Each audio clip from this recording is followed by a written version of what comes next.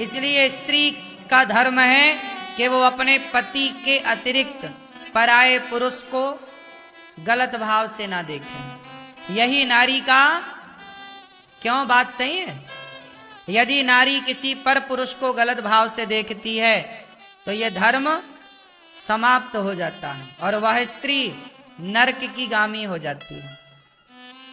यही बात पुरुष पर लागू है कि कोई पुरुष अपनी पत्नी के सिवा पराई स्त्री को काम भाव से देखे, गलत भाव से देखे तो उसको पाप लगता है, वह नरक का गामी बनता है। यह अधर्म है।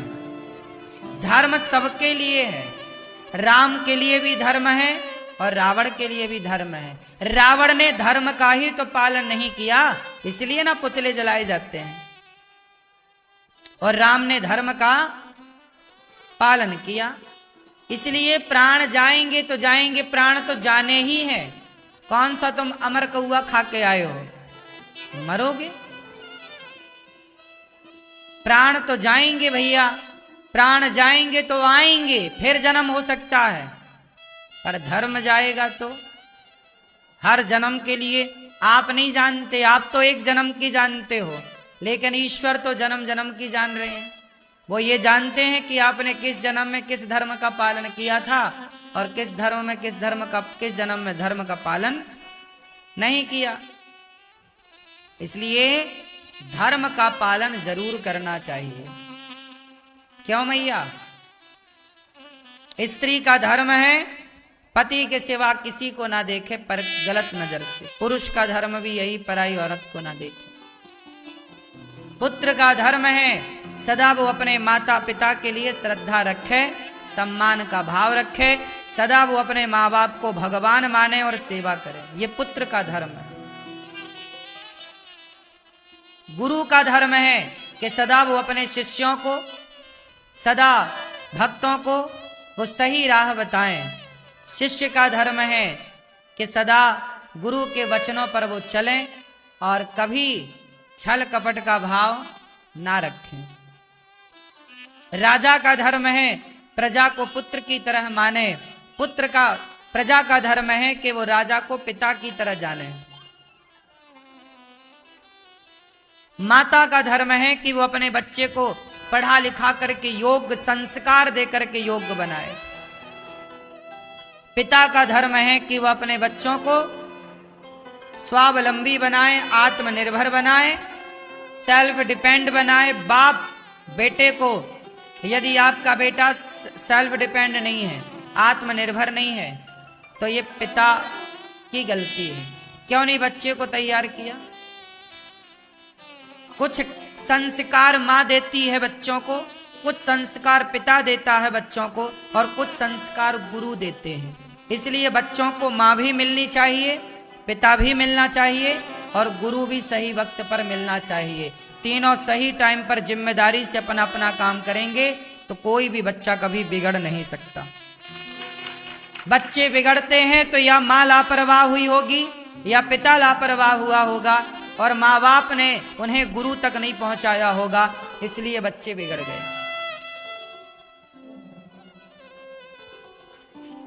तो पिता का धर्म, पुत्र का धर्म, माता का धर्म, स्त्री का धर्म, पुरुष का धर्म, सबका अपना अपना धर्म है। अतिथि का धर्म अलग है, मेहमान का धर्म अलग है। गृहस्थी आश्रम में है वो हाथ उठाएं। कितने लोग गृहस्थ हैं? ए मैया, गृहस्थ हो मेरी माँ? नहीं हो। मैया को पता ही नहीं गृहस्थ क्या होता। महाराज पहले समझाओ। गृहस्थ आप जिनका विवाह हो चुका है, मतलब आप सब गृहस्थ हैं। जिनका विवाह हो गया है वो सब गृहस्थ हैं। जिनका विवाह नहीं हुआ वो ब्रह्मचारी हैं। लड़का लड़की जिनका ब्याह नहीं हुआ वो सब कौन है? ब्रह्मचारी है। जिनका ब्याह हो गया वो सब गृहस्थ हैं। हाँ या ना? तो गृहस्थ का धर्म क्या है? ये बात जो मैं कहूंगा वो केवल गृहस्थों के लिए है। तो ब्रह्मचारी लोग भी ध्यान से सुने, क्योंकि बाद में आपका भी विवाह होगा, आप भी गृहस्थ में जाएंगे। गृहस्थ का धर्म है कि कभी भी आपके दरवाजे से, आपके द्वार से कभी कोई भक्त, कोई साधु, कभी भूखा प्यासा, कोई आपके द्वार से भूखा प्यासा ना चला जाए। सबको पेट भर भोजन देना ये गृहस्थ का धर्म है। ये गृहस्थ का क्या है?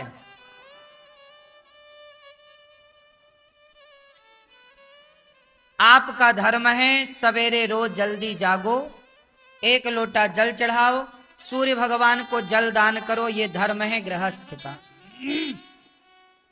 नहा धोकर भगवान की पूजा करो। क्यों करना चाहिए ईश्वर की पूजा?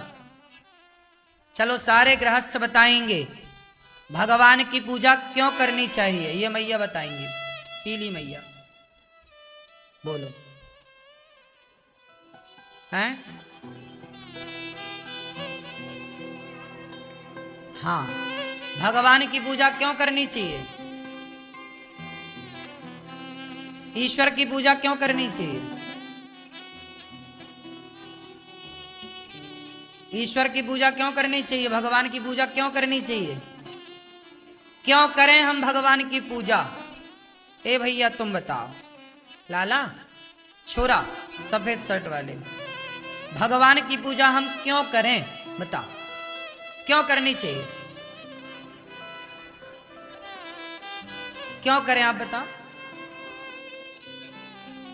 भगवान की पूजा क्यों की जाती है? मंदिर क्यों जाया जाता है? कारण जानते हो? भगवान की पूजा केवल ईश्वर के धन्यवाद के लिए की जाती है। पूजा का मूल उद्देश्य है थैंक यू, धन्यवाद।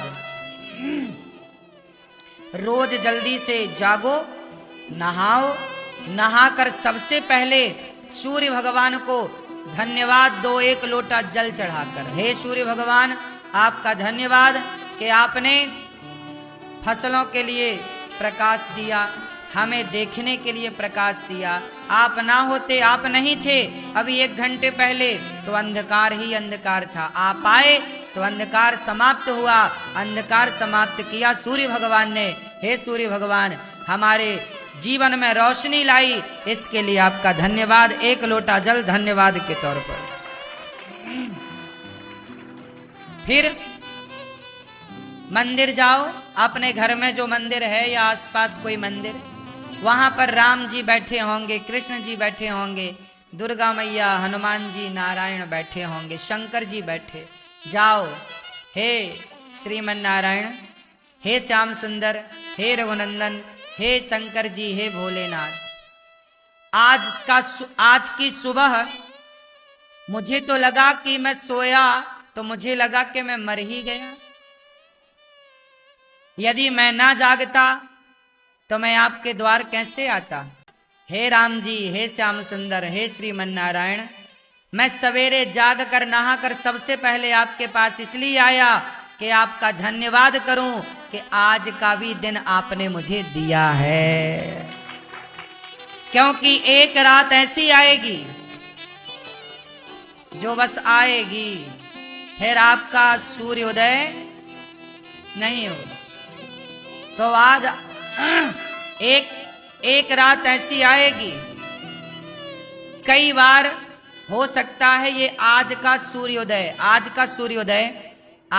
सूर्योदय कुछ लोगों के जीवन का आखिरी सूर्योदय हो सकता है, नहीं हो सकता। इसलिए आज का सूर्योदय मैंने देखा, इस बात के लिए मैं दौड़ के आया गौरी गोपाल भगवान के मंदिर में। मैंने दौड़कर प्रभु को धन्यवाद दिया, प्रभु आज का दिन भी आपने दिया है इस पापी को अच्छा काम करने के लिए, इसके लिए आपका धन्यवाद। इसके लिए भगवान को पुष्प चढ़ा दो, तुलसी के पत्ते चढ़ाओ, हाथ जोड़कर थोड़ी सी प्रार्थना कर लो, प्रभु आपका बहुत बहुत धन्यवाद।